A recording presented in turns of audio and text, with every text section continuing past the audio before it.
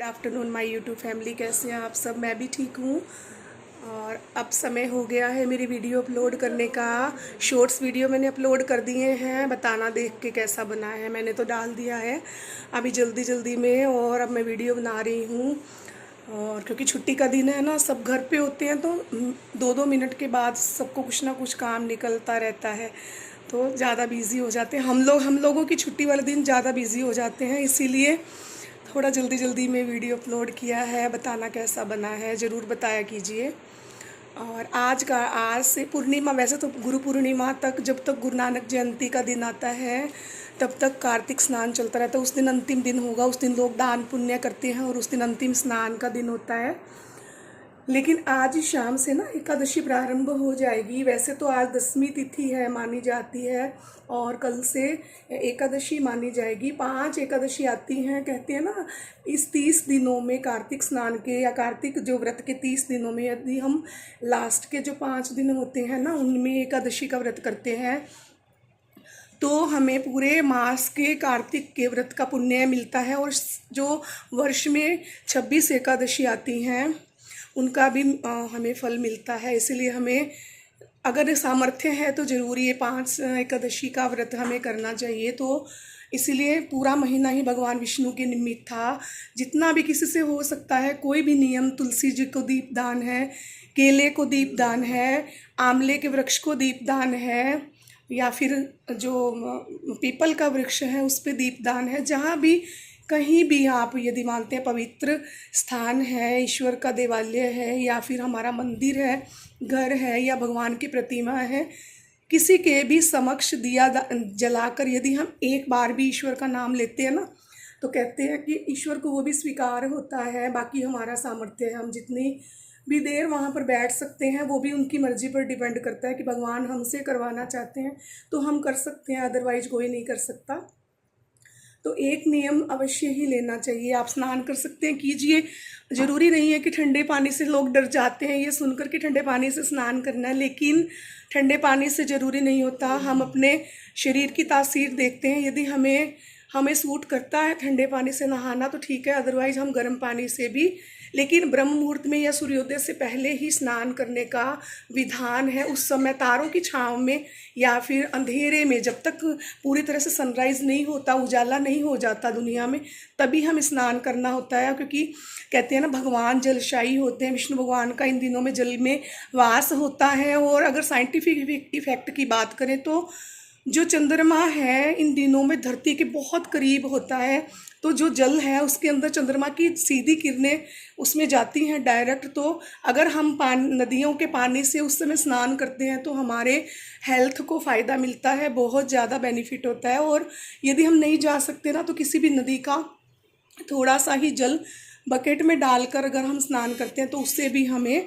नदियों में स्नान करने का पुण्य मिलता है। क्योंकि आजकल लाइफ इतनी बिजी हो गई है ना कि हम नदियों में जा नहीं सकते, और ये पॉसिबल भी नहीं होता। पहले के ज़माने में ना लोग गाँव में जलाशय, तालाब में जाकर स्नान करते थे, लेकिन आजकल इतना संभव नहीं होता। इसीलिए घर पे ही रहकर यदि ईश्वर का स्मरण करते, कहते हैं ना, स्नान एक धार्मिक क्रिया है।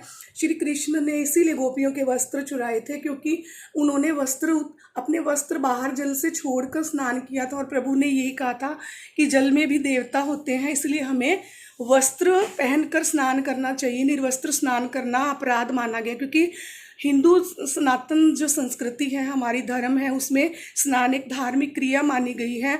इसलिए हम चप्पल उतार के पटरे पर बैठकर ईश्वर का नाम स्मरण करते हुए स्नान करते हैं। लेकिन आजकल की जनरेशन को देखें तो वो गाने लगाकर और अपना जो स्पीकर है वो ऑन कर कर बाथरूम में टांग कर नाचते हुए स्नान करते हैं। मान लिया ये खुशी होती है, लेकिन उस खुशी को हम रूम में भी तो कर सकते हैं। लेकिन स्नान करते समय यदि हम हमारी सनातन संस्कृति को देखें, भारतवर्ष की आधारशिला को देखें, शास्त्रों को पढ़ें, तो स्नान एक धार्मिक क्रिया है। इसलिए हमें धर्म के अनुसार पवित्रता से ही स्नान को भी ईश्वर के निमित्त करके हमें सुबह अपने शरीर को, मन को अपने पवित्र करते हैं और भगवान की पूजा के लायक इस मैले शरीर को बनाते हैं। इसलिए हमें ईश्वर के निमित्त रहकर, धर्म के निमित्त रहकर हमें स्नान की क्रिया को भी संपन्न करना चाहिए। और उसके बाद कहते हैं ना, कई बार कहते हैं तिल डाल के स्नान करो। क्यों बोला जाता है? क्योंकि तिल नाली में जाएंगे तो नाली में जो रहने वाले जो छोटे छोटे कीड़े हैं, जो भी जीव हैं, ईश्वर ने जो 84 लाख योनियों के जीव बनाए हैं, कुछ ना कुछ तो नाली में भी निवास करते हैं ना, तो वो उन्हें खाते हैं। तो हमारे जो गलत ग्रह हैं वो टलते हैं और हमारे जो गलत कर्म है ना वो इससे कट जाते हैं।